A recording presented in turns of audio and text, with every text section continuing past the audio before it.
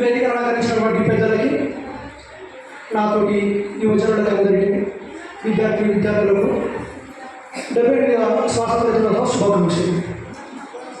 అయితే నేను ప్రతిసారి అలాగే మంచిగా ప్రిపేర్ అయ్యి వచ్చానమాట. కానీ ఇక్కడ వచ్చిన తర్వాత ఏమైందంటే మాట్లాడుకునే దానికంటే చాలా బాగా మాట్లాడాను. అందరికీ ఇన్వైట్ చేసుకుని సాంగ్స్ కోసం దానికోసం ఇన్వైట్ చేసుకుని, అంటే ఈ మాటలన్నీ నేను గత ఒక 1.5 year కింద విన్న మాటలు.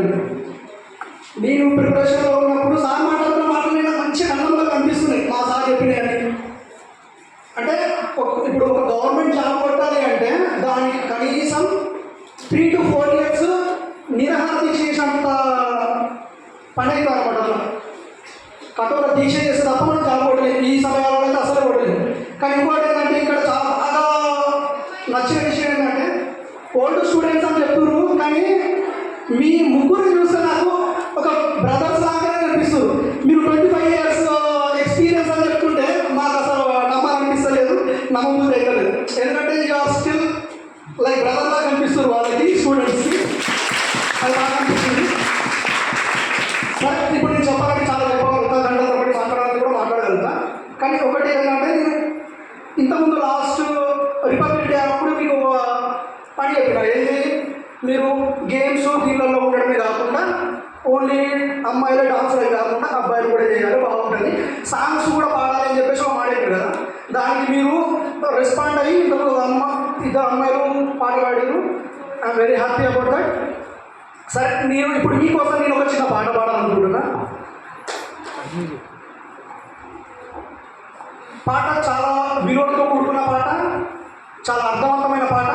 మంచిగా జాగ్రత్తగా వినండి. దృష్టిని బట్టి కనిపిస్తున్నది సృష్టిని విన్నాను, దృష్టిని బట్టి కనిపిస్తున్నది సృష్టిని విన్నాను.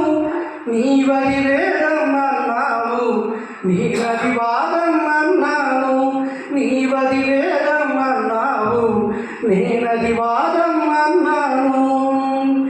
సంకలోన ఒక జోలే పట్టి పసి కందుకేత పెడితే, సంకలోన ఒక జోలె బట్టి పసి కందుకేత పెడితే, నీవది గేయం అన్నావు, నేనది గాయం అన్నాను, నీవది గేయం అన్నావు, నేనది గాయం అన్నాను.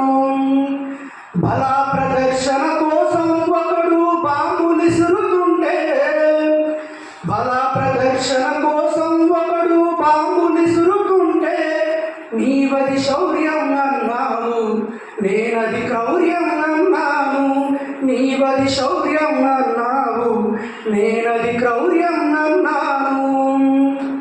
కళాత్మకంగా సినిమా తప్పుడు విలువ చెప్పుతుంటే, కళాత్మకంగా సినిమా తప్పుడు విలువ చెప్పుతుంటే, నీవది వినోదం అన్నావు, నేనది ప్రమాదం అన్నాను, నీవది వినోదం అన్నావు, నేనది ప్రమాదం అన్నాను. అందం కోసం అప్పు చేసి ఒకడు ఆభరణం కొంటే, అందం కోసం అప్పు చేసి ఒకడు ఆభరణం కొంటే, నీవది కంకణం అన్నావు, నేనది సంఖ్యలన్నాను, నీవది కంకణం అన్నావు, నేనది సంఖ్యలన్నాను. నమ్మిన విలువల కోసం కొందరు ప్రాణాలర్పిస్తే, నమ్మిన విలువల కోసం కొందరు ప్రాణాలర్పిస్తే, నీవది మరణం అన్నావు, నేనది జననం అన్నాను, నీవది మరణం అన్నావు, నేనది జననం అన్నాను.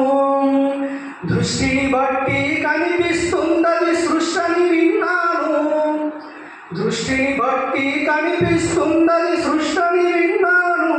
నీవది వేదం అన్నావు, నేనది వాదం అన్నాను.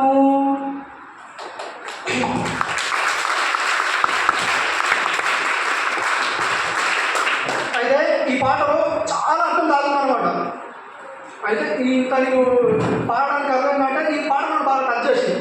దీంట్లో లోతుగా వెళ్తే చాలా అర్థం ఉంటుంది. ఇంకోటి ఏంటంటే ఇప్పుడు సార్ స్టూడెంట్స్ ఇక్కడ వచ్చారు, నేను కూడా ఇక్కడ ఉన్న ఇద్దరికి స్టూడెంట్ ఇక్కడ అక్కడ మూల కూర్చోవడం మా సార్ కాజాబాయ్ సార్. నా చిన్నతనం నేను 7th 8th 6th ఉన్న టైంలో మాకు సోషల్ స్టడీస్ చెప్తుండే, at the same time computers నేర్పిస్తుండే. ఇక్కడ శ్రీను సార్ అంటూ మన సర్పంచ్ ఇప్పుడు ఎక్స్ సార్ కూడా మాకు సోషల్ స్టడీస్ చెప్తుండే. అయితే ఇప్పుడు వీళ్ళ ముందు మేము ఇట్లా ఉండి మాట్లాడడం చాలా సంతోషంగా అనిపిస్తూ ఉంటుంది. ఎప్పుడో 25 సంవత్సరాల కింద ఒక చిన్న గ్రామంలో ఉండి సార్ దగ్గర చదువుకొని దాన్ని ఒక 25 years క్యారీ చేసుకుంటూ ఇంకా సార్తో పాటు ముందు నడుస్తున్నారు అంటే నిజంగా మీకు పెద్ద హ్యాండ్స్ వస్తాం. అంటే ఇప్పుడు ఇట్లా ఈ పని చేయడానికి దాని ఇంకా కొన్ని రీజన్స్ ఉంటాయి. ఒకటి సార్ పైన ఉన్న అభిమానము ప్రేమ ఒకటి అయితే, ఇంకోటి ఏంటంటే వాళ్ళు చదివిన చదువుకు ఎంతో కొంత సాయం చేయాలి, న్యాయం చేయాలి, దానికి రుణం తీర్చుకోవాలని ఒక తపన అనేది లోపల ఉండడం వల్ల ఇట్లా మనం ముందుకు వచ్చి ఎక్కడో నిలిచేప్పుడు ఎక్కడ జోలిపెట్టు అక్కడ నుంచి వచ్చి ఇక్కడ మనం సాయం చేయడం అనేది చాలా గ్రేట్ థింగ్. ఇప్పుడున్న మీరు రేపటికి ఇక్కడున్న సార్స్ ఇప్పుడు మనం ఉన్న ఫ్యాకల్టీకి అందరికీ కూడా మంచి పేరు తీసుకురావాలి.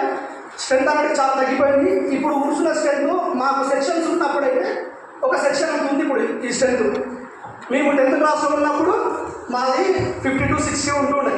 మా ఒక క్లాస్ 50 to 60 ఉంటుండే. ఇప్పుడు దాంట్లో మీరు సగం కనిపిస్తుంది. ఆల్మోస్ట్ ఒక క్లాస్లో కూర్చున్నప్పుడు కూడా అంత అనిపిస్తలేదు. దీన్ని పెంచే ప్రయత్నం చేయాలి. ఎందుకంటే మేమున్న టైంలో మా ఫ్యాకల్టీ 14 members ఉంటుండే.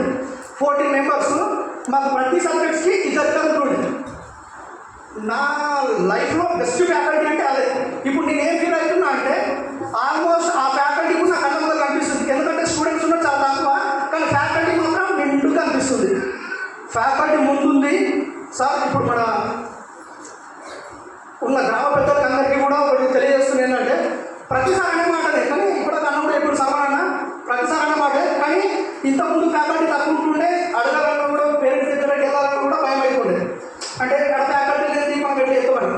గుర్తు పెట్టుకోండి, కష్టపడి గవర్నమెంట్ జాబ్ కొట్టిన వీళ్ళ దగ్గర ప్రైవేట్ సెక్టర్లో జాబ్ చేస్తున్న వాళ్ళు వీళ్ళ దగ్గర వాళ్ళ ఎంట్రుకతో సంబంధం వీళ్ళ కష్టము, వీళ్ళు పడ్డ కష్టము దేనికోసం, చదువు కోసం. వీళ్ళు పర్ఫెక్ట్ నేర్చుకొని మీకు చెప్పడానికి వచ్చు. వాళ్ళు ఏంటంటే అంత సగం. ఈ విషయం మనకు తెలియజేయాలంటే మీ వల్ల కాదు, ఇక్కడ ఉన్న వాళ్ళందరి వల్ల అవుతుంది. సో ఒక రోజు తీసుకోండి, నా హెల్త్ కండిషన్స్ అన్ని పక్కన పెట్టండి సార్ అని మీకు పొద్దున తిరగడానికి నేను సిద్ధంగా ఉంటాను. వీళ్ళు అయిన సరే తిరగడానికి నేను రెడీ ఉన్నా, వస్తాను, తిరుగుదామండి. ఈ ప్రైవేట్ కచ్చల నుంచే ఇంత దారుణం ఉంది. కచ్చలు అనేది చుట్టుపక్కల 7 విలేజ్లకు సెంటర్. అందరు ఇక్కడికి వచ్చి చదువుకుంటారు. కానీ 7 విలేజ్లు కలిపితే కనీసం ఒక చిన్న తాండాలు ఉంటే చూసాం, అట్లా కూడా లేదు స్ట్రెంత్. అంత దారుణంగా ఉన్న పరిస్థితి. మనం పెంచుకోవాలి, మన స్కూల్ మనం కాపాడుకోవాల్సిన పరిస్థితి ఉంది. ఒకసారి అందరూ మంచిగా దృష్టికి తీసుకోండి. ఇంత మంచి అవకాశం ఇచ్చిన ప్రతి ఒక్కరికి థ్యాంక్ యూ సో మచ్.